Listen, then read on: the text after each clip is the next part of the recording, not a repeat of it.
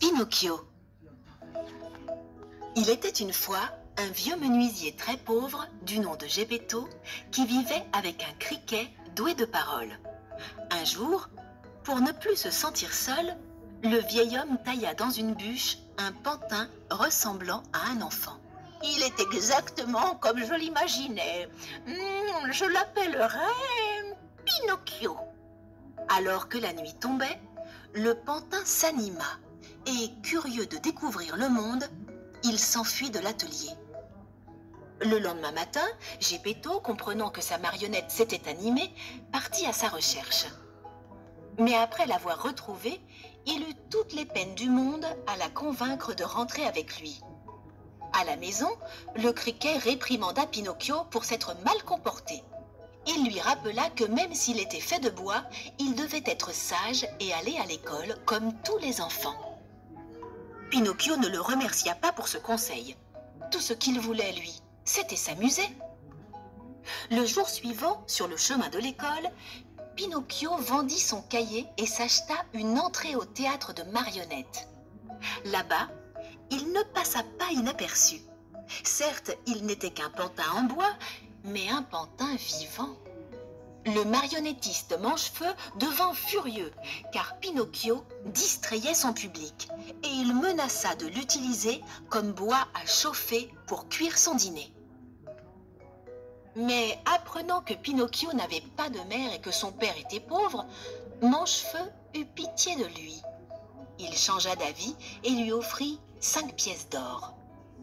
Sur le chemin de la maison, Pinocchio fit la connaissance d'une renarde boiteuse et d'un chat aveugle qui essayèrent de lui voler son argent. Le pantin ne se laissa pas faire et face à cet échec, le chat et la renarde décidèrent de le pendre à un grand chêne. Par chance, une fée aux cheveux bleus vint le sauver.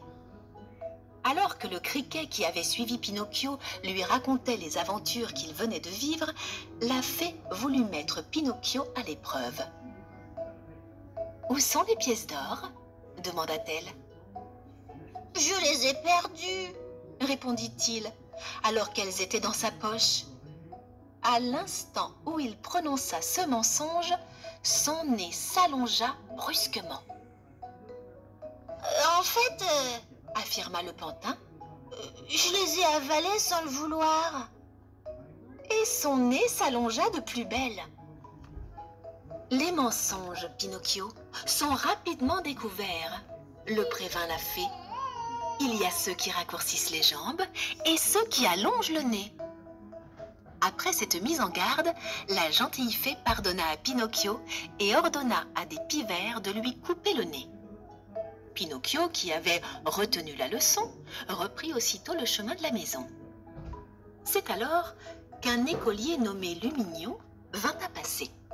Avec d'autres enfants, il se rendait au pays des jouets. Enthousiaste à cette idée, Pinocchio se joignit à ses nouveaux amis. 5 longs mois passèrent au pays des jouets. Là-bas, Pinocchio ne fit que dormir, manger et jouer. Quelle ne fut pas sa surprise quand commencèrent à lui pousser de grandes oreilles et une longue queue. Et lorsqu'il se mit à braire, tout s'éclaira. Il était en train de se transformer en âne.